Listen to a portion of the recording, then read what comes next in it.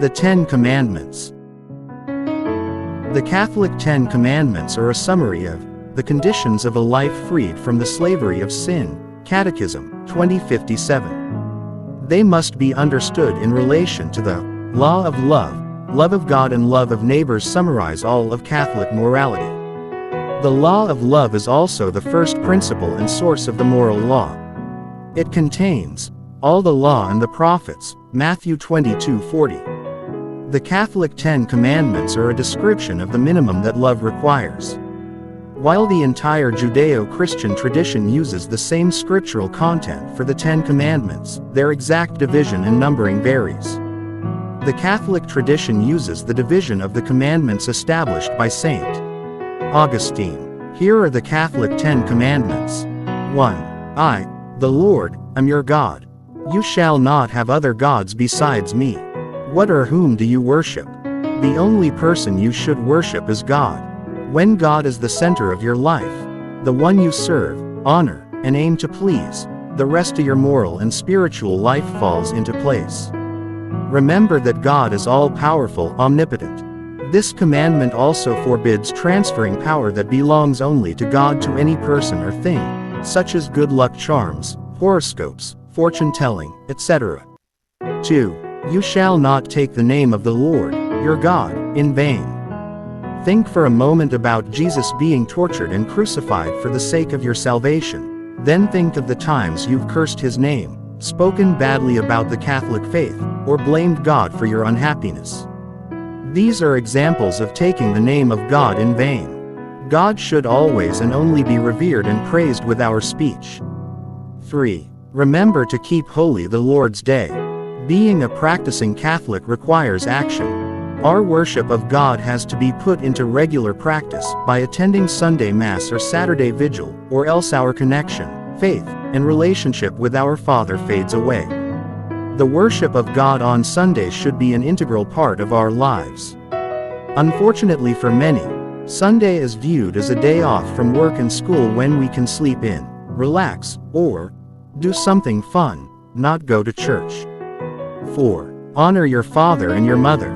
Treating others as you would want to be treated starts with how you treat your mother, father, grandparents, siblings, etc. The foundation of our social interaction is based on our family unit. If we aren't honoring, loving, and respecting our parents, how can we show the same sentiment to our neighbors? 5.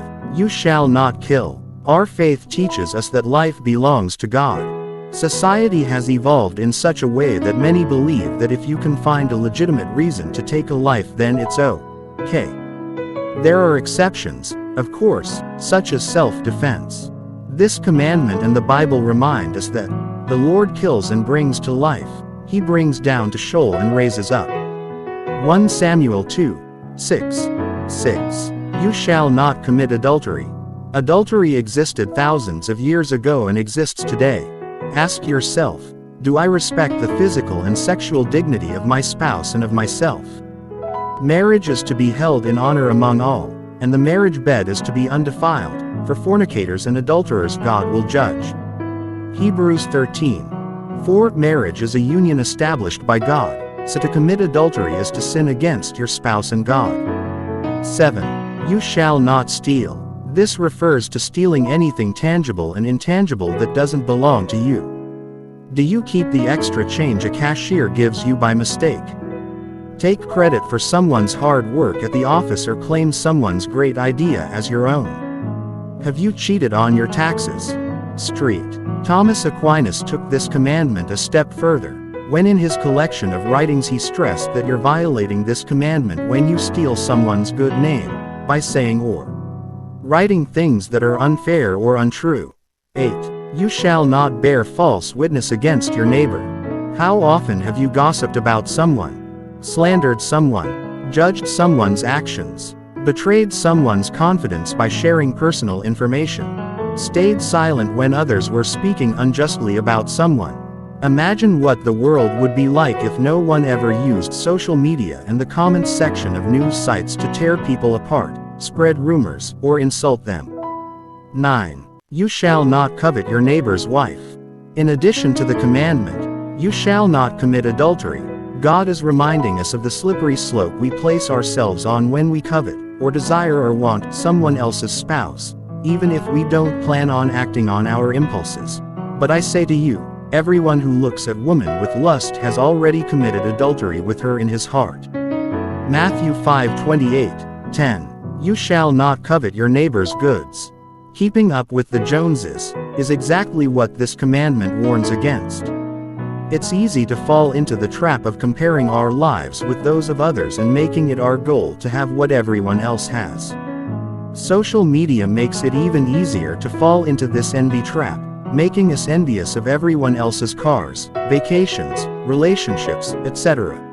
Suddenly we feel inadequate and cast aside all of our qualities and accomplishments as being not good enough. Imagine how heart-wrenching this is for God to witness. What do they mean? Again, the 10 Commandments are a description of the basic freedom from sin that is necessary to live as a Christian. They are a minimum level of living, below which we must not go. The 10 Commandments and Catholicism have been bound together since the time of Christ. In fact, Jesus refers to the 10 Commandments and assures their validity in his dialogue with the rich young man in Matthew's Gospel, Matthew 19:16-21. The Catechism refers to this in item #2052. It's important to note that each commandment is simply a summary of a whole category of actions. Don't be legalistic, searching for a way around them because their wording doesn't fit you perfectly.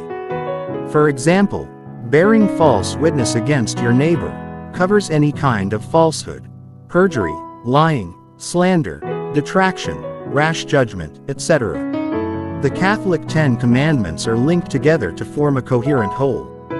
If you break one of them, you're guilty of breaking all of them. Catechism, number 2069. The commandments express man's fundamental duties to God and neighbor. As such, they represent grave obligations. To violate them knowingly and willingly in a significant way is to commit mortal sin. See Catechism, number 2723.